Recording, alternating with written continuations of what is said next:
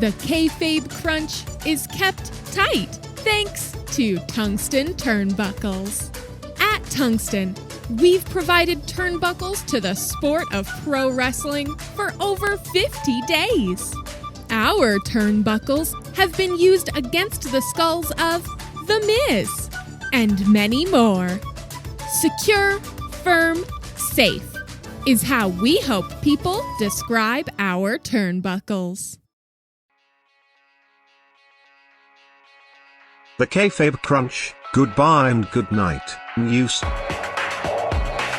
The last candid opening words. Good news! This is your Kayfabe Crunch for Tuesday, January 5th, 2021. I'm Matt Monkeyflip. Coming up, we have all the latest from Raw Legends Night. Plus, we give our official tier list rankings for every word spoken by a wrestler in 2020.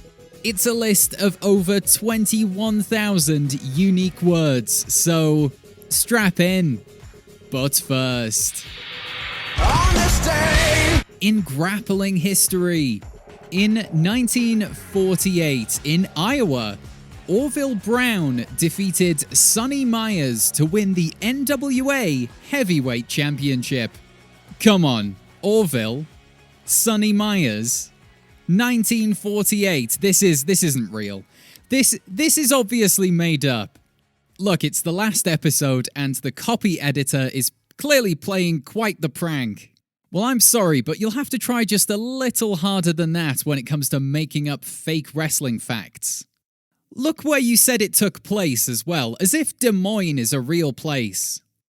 And in 2011, more like it, New Japan Pro Wrestling introduced their Intercontinental Championship. As we're making this news podcast, Wrestle Kingdom 15 is currently underway. So here are the breaking results. Tanahashi 1, Great-O-Khan 0, Dangerous Tekkers 3, Gorillas of Destiny 1, Okada 1, Ospreay 4, and Ibushi 3, Naito 2. And Kenta vs. Kojima was called off due to a soiled ring. Thanks for grabbing this last news slice. Let the facts melt in your mouth and taste all 4 delicious biases. And now, let's get on with the last Legends news. Top story. I bet he hates the name Oldberg. Last night was Legends Night on Raw. The great, the good, and the Hulk Hogans of WWE gathered for a celebration of Raw's past. Not really, they were just sort of there. Randy Orton began his night practically salivating at the presence of so many legends. One source even heard him say, "I want to kill them all. Not just the men, but the women and children too. They're like animals, and I slaughtered." That's Anakin. That's Anakin Skywalker. JD, who's our source on this one? Oh, Bruce Mitchell? Yeah, a joke reporter, a full-blown farce of an individual. Thanks, JD. Yeah, I remembered your existence for the final episode. Orton nearly shied away from talking about The Fiend, stating that The Fiend has changed him for the better. But that makes him feel worse as he doesn't like being good. And so he hates himself for it. Just take a long walk, Randy. You'll feel better. Oh, he did? Okay then. The Viper first found The Big Show and attempted to get Mr. Show to strike him.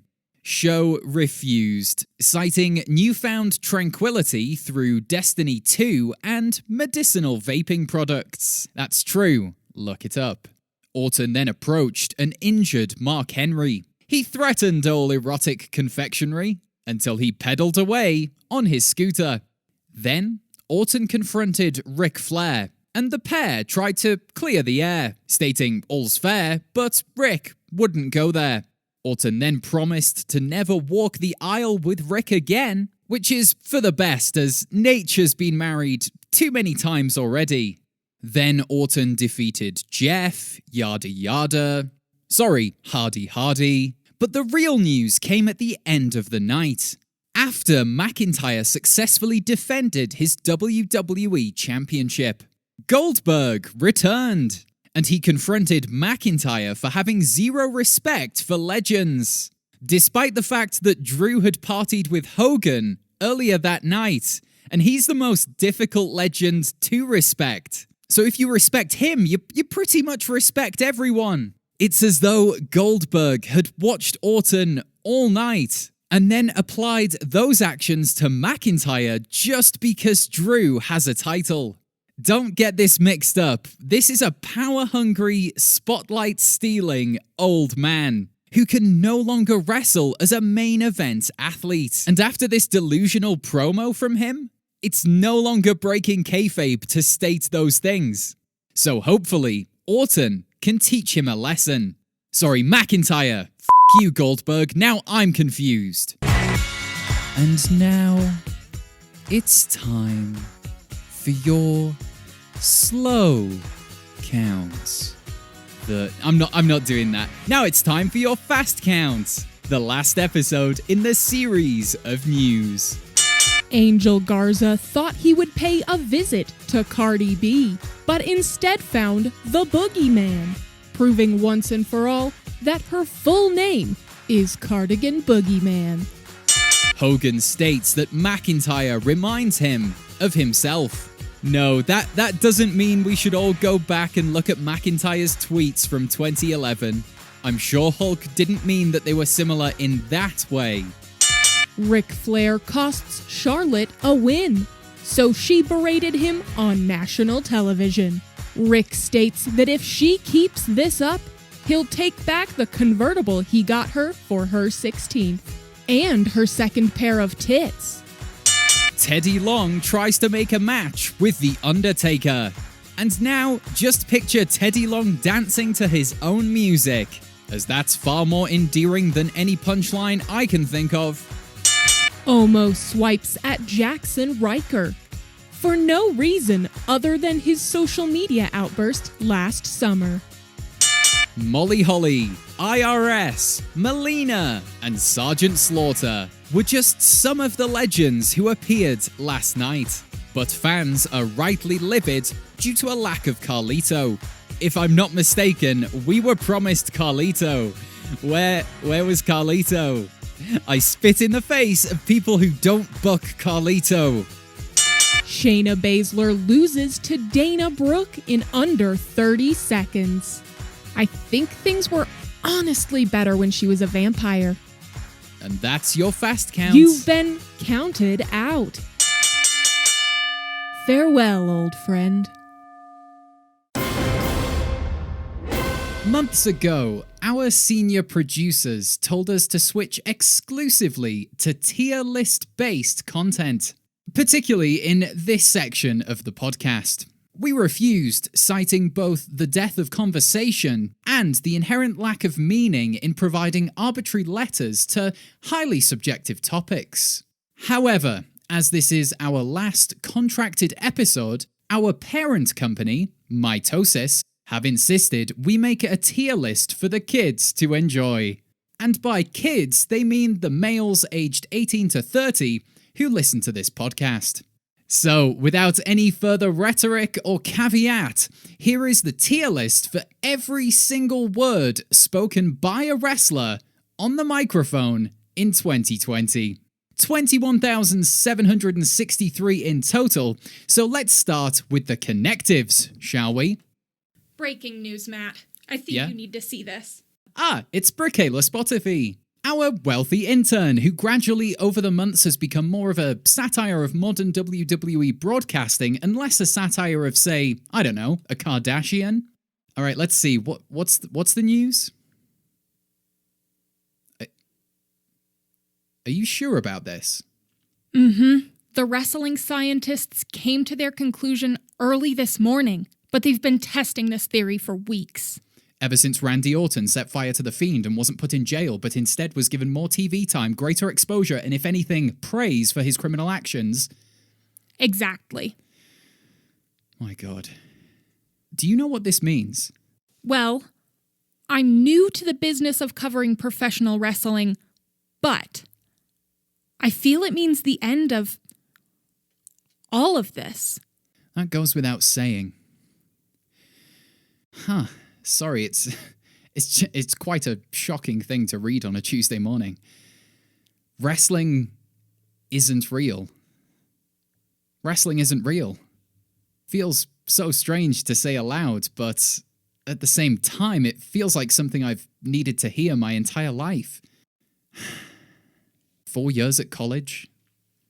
2 years getting my Chris Master's degree in pro wrestling linguistics from the University of Brebe. 5 years interning at the Grappling Ogler. Those were crazy days. I should really call Dave Smelter, Ryan Duvet, and the lads at Sect Addicts. Let them know the bad news. Wow. All of what we do in wrestling journalism is now meaningless. There's no point in covering pro wrestling like a sport because it turns out it's a scripted TV show. Who knew? But people cover TV shows. Think about the final season of Game of Thrones. I try not to. But just think back to that time. Media outlets covered the scripted events as well as the behind-the-scenes production. People analyzed character motivations and coffee cups for weeks on end. And that's before we mention the business of television production to begin with. There's still a reason to cover the world of professional wrestling. There's still hope. Maybe, Bracayla. Maybe. But not for me. I set out to cover the sport of kings. A great gladiatorial spectacle like no other on this planet, where real athletes hit real moves through real flaming tables. This world, this fake future before us, it's no longer one I can be a part of. So, goodbye, Bracayla. I don't expect we'll ever see each other again.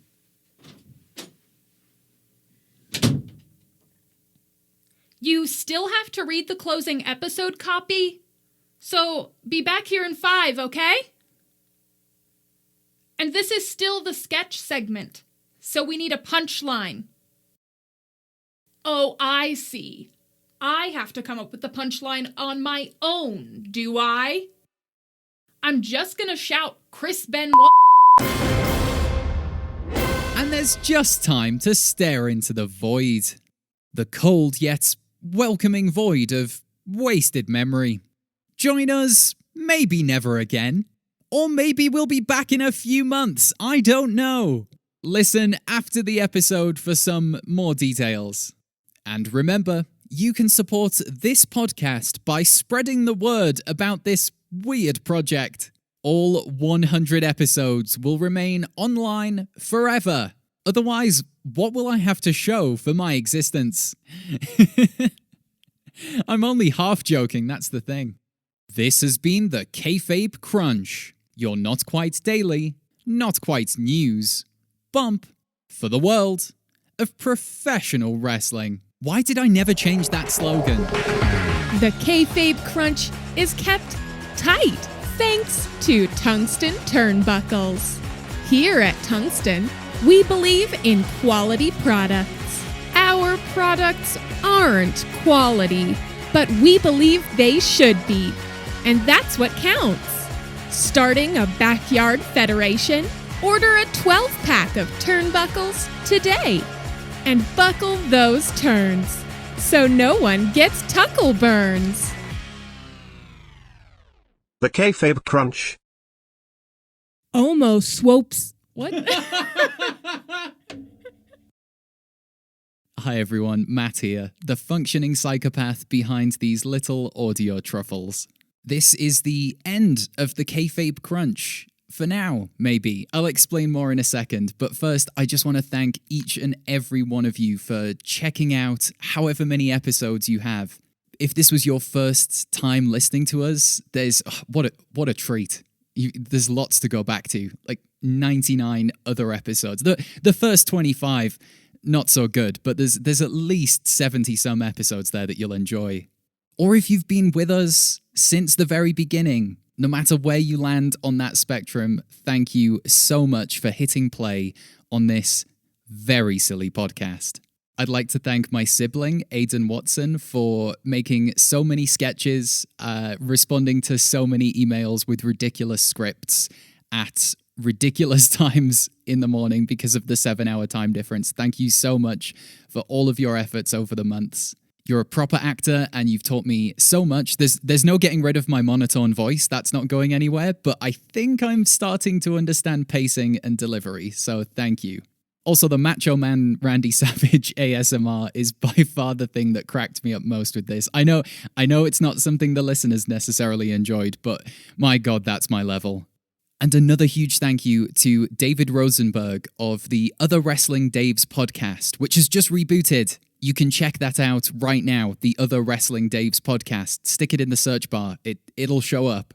David has been supporting me since before this podcast even began. So thanks, man. Your words of encouragement have meant a lot over the months.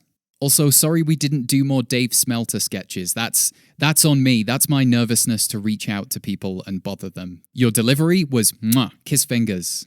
Also, thanks to Bryce and Dylan from the Making Kayfabe podcast. Have they been supportive and encouraging? Absolutely. But really, I just want to mention them so I can tell you about Making Kayfabe, which is a fucking brilliant podcast. The Kayfabe Crunch came out of this frustration that all wrestling podcasts were kind of the same, like a discussion of the events of that week, and that's fine. But as a consumer, I wanted something different, and the guys over at Making Kayfabe are doing exactly that. Trust me, Making Kayfabe. You haven't heard anything like it, and Kayfabe Tombola is just my new favorite podcast game, so please check them out. Thanks to friends and family for suffering through early drafts of scripts and early pitches for this when they're not production executives. They didn't have to care, but they did, and their encouragement helped me to start this, so thanks, guys. And anyone else who has ever contributed to this podcast, thank you so much. It was so fun collaborating. But the biggest thank you goes to my wife, Audra. You know her as Ad Copy Reader and Fast Count Newsreader and Bracala Spotify. She gave me the space, time, and energy to create all 100 episodes of the Kayfabe Crunch. If you've ever gotten a laugh out of this silly podcast, it could not have happened without her. So thank you, Audra. I love you more than words can say, but especially more than words I could say on a public podcast. Did that come across as thirsty? I meant it more in a romantic way that would be too gushy for other people than, sexy stuff. That's what I meant. I'm making this as awkward as my character speaks. As for the future, well, I'm going to make something that, quite frankly, everyone has been asking for. A podcast series that teaches media and cultural theory through the lens of pro wrestling. See, everyone wanted it. It's yet another dumb idea I've had, although this time it's perhaps a little bit smarter. And to make it, it's going to take a lot of time, and so I've got to stop the Kayfabe Crunch for it to happen. Plus 100 episodes, that feels like a nice round number. There's a lot of complete there, there's a gestalt. We went on a journey together, and now it's done. Plus, we completed one full calendar year of pro wrestling, and I think I would start to repeat myself with jokes. Like the Royal Rumble's coming up, and I can only remember jokes made this time last year. So, yeah, just the perfect time. But I love sketch comedy, I love comedy writing. If this other project doesn't work out, then I'll be bringing the Kayfabe Crunch back. Likely in batches of episodes instead of weekly, but also that means the episodes might be longer and include more guests and more collaborations. So please get in touch with us on Twitter or via email, kayfabecrunch@gmail.com, if you'd be interested in collaborating, contributing, and send us feedback of what you liked about the last year, what you didn't like, what worked for you, what didn't. Or just say hi. You can follow me on Twitter @MattWWriter, which is probably the best place for following this new project and for if the Kayfabe Crunch ever returns. But for now,